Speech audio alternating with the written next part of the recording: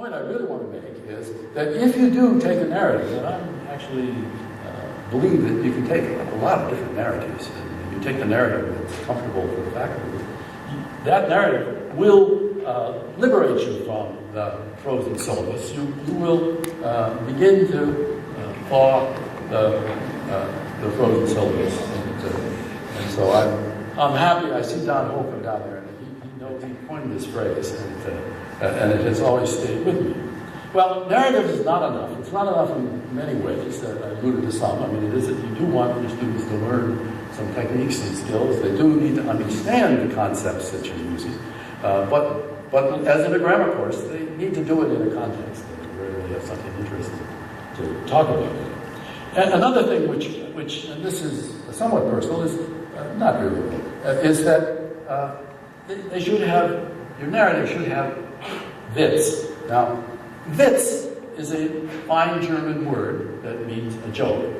But when Rabi used the word, he was using it really out of the Yiddish. And out of the Yiddish, a Witz has a little more to it than just a joke. It has associated with it usually some kind of cleverness of the joke, some imagination, some twist that surprises. And so that's the sense in which I mean it here. And Rabi very strongly believed that physics is not a job. Physics, he deplored the fact that too many graduate students were learning to do physics. That's what he made a living. Not because it's fun. And so you can tell from what I said at the beginning, but I agree with that. Anyway, Rabi, always emphasized this. Jack Steinberger recalls telling Rabi a long, complicated story about experiments that he was doing at an accelerator, and that the accelerator experiments were this meaningful in this way. And at the end of it, Rabi said, yes, but what's the Witz? You know, where is there something in it that's imaginative and interesting?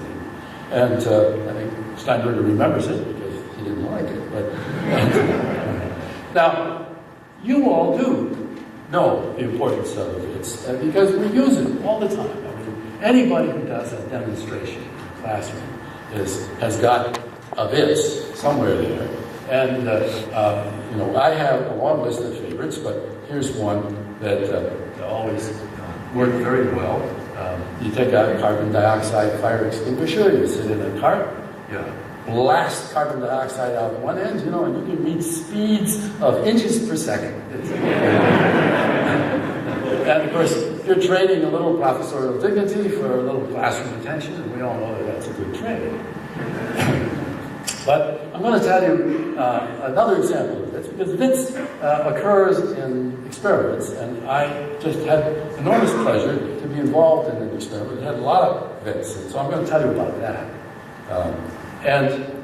But first I have to give you a little background, because this involves the ground state of the hydrogen atom. Most of you know the famous thing about the ground state of the hydrogen atom is you have a proton, which has a magnetic moment, you have an electron, which has a magnetic moment, and if the magnetic moments are anti-parallel, that's a slightly lower energy state than if the two magnetic moments are parallel. And indeed, this was known for a long time, and it was Edward Purcell who realized that you ought to see this in deep space. That out in space, there are hydrogen atoms where the electrons or the magnetic moments are parallel, and they flip. And when they flip, they emit a photon. And that photon corresponds to a wavelength of 21 centimeters. That's the 21 centimeter line which we use today to map the motion of gas clouds and partly used to find the spiral arm structure of the galaxy and all that. But coming in from space are these 14, 20 megahertz, 21 centimeter radiation. And this radiation comes just from this way.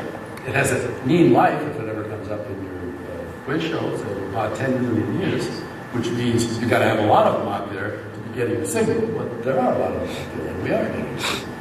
Now, what the experiment I'm going to tell you about, part of its Witz was that it's a kind of extreme case of this, in which we took lead atoms and we removed 81 electrons. So you have 81 plus lead ion nucleus and 1 electron. And now this is hydrogen-like lead. And right away you kind of like it, right? This hydrogen. And so now the same thing happens, that you're going to have there is a flip, and there will be a resonance, and you can find out what the energy of the proton is that corresponds to that. And indeed, you can do a nice scaling calculation. I'm not going to do it here, but you'll find out that you're getting rather close just using very simple Bohr arguments to, instead of 21 centimeters, it's now about 1 micron. And so that's very pleasant. And so the idea is you're going to take these 81 plus ions and you're going to shine laser light in and you're going to look for that transition. You want to know the frequency very exactly. Why?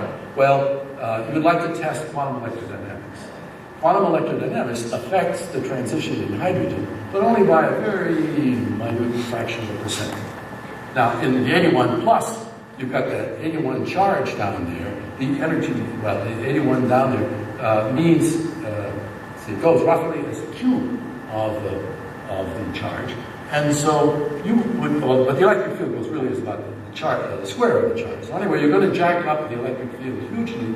The quantum electrodynamical effects will now be much larger, be on the order of 10% in effect. So one hopes to see that. Well, I'll come to that in a minute. Now, the other piece of this, well, there's a couple. First of all, it takes an interesting technology to do this. So I would say there's technological bits. You have to have two fairly large accelerators to get the electrons off the lead. And then you have to have some way of handling those ions. They do not want to be 81 plus. They really want their electrons back. And but you put them in a storage ring. And so here is a large magnetic ring. You see here's a person to give you some sense of the scale. The diagram is down here, but you never get a sense of the scale from diagrams. So here is a picture. It is an example of how nicely the Germans engineer their things. And most labs I've ever worked in look like the bedrooms of my teenage daughters. But this one looked like this. I mean, it was quite astonishing to me to work there. Anyhow, the idea is that we're going to send the electrons, they're going to store, they will go around there. Actually, I'm sorry, the lead ions are going to go around this ring. And we can keep them going around that ring for about a half an hour before we've lost so many that we have to replenish. And we're going to find them, we're going to shine a laser in. So the electrons will be coming, the ions will be coming around the ring, and you can shine a laser in on either as they're coming towards the laser or as they're going away from the laser. In fact, we do both. Now that's got some bits because we put them in at 0.6 the speed of light. They're going 0.6 the speed of light. The Doppler shift for 0.6 the speed of light is a factor of 2. And so if the ions are going away from your laser beam, they will see the laser beam downshifted by a factor of 2. The wavelength will be doubled as far as they're concerned. Which means if you want to find the 1.019 micron, you need to send in light that has half that wavelength. You send in green light. So they have this kind of delightful feature that what was once 21 centimeters is now being done with green laser light in your accelerator. So to make it, you can then do it from the other way, and you have to use 2 micron instead. So there's reasons to do both, but I won't do it.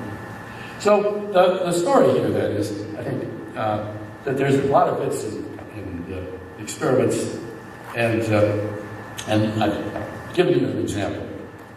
Now, if I had much more time, I would go on and give some more examples.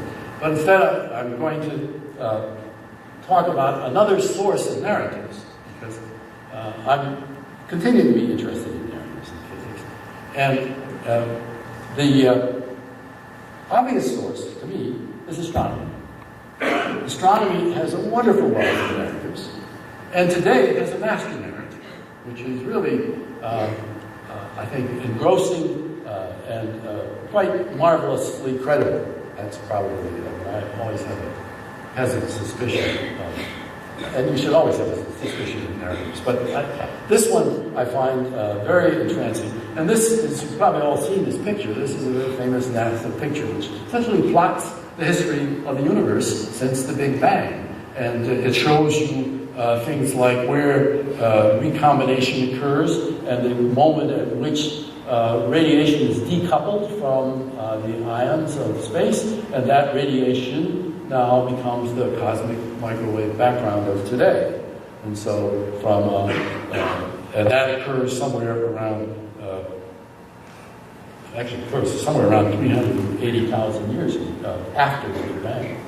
So we're going to go from 0.3 million years up to the present, which is 13,700 million years, just to get everything in the same units. So we claim to have a narrative of a very vast scope. And so I'm telling you this partly because, and you will see, here's my symbol, once again. I'm telling you because this is a plug for the upcoming Gordon Conference, Gordon Research Conference next June at Colby College. And we're looking to inspire people to build narratives out of astronomy-based materials. This turns out, I think, to be a challenge, a worthwhile challenge, because there's some cultural differences between astronomers and physicists. I've tried to make some physics problems out of astronomy, and it turns out, oh, that's another difference. This is not the one. Yeah. There's another difficulty, which is it turns out if you want to make some simple physics problems, you've got to know a lot of astronomy. So that was my naivete. But worthwhile. You can still make problems that are good physics problems, but you do close astronomy.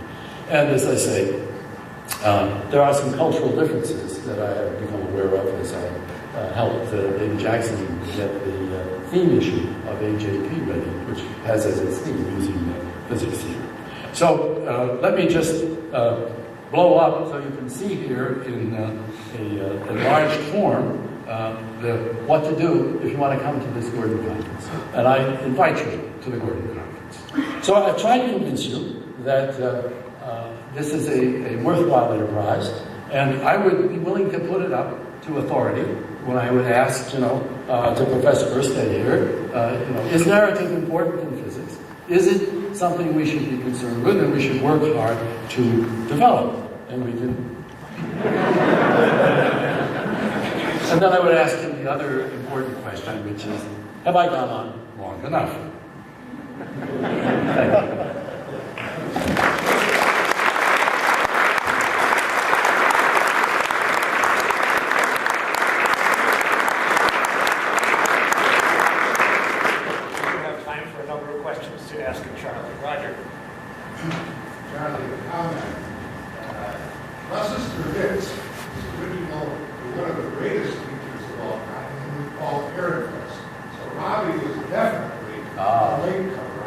Well, he was bringing it home from Germany. Well, he couldn't have really brought it home because Ehrenfest died in 1933. Right? Well, when was Robert here? I mean, Robert was in Germany. He would have been there. He was there in the 20s. He was there before Hitler, because he would not have been there after Hitler.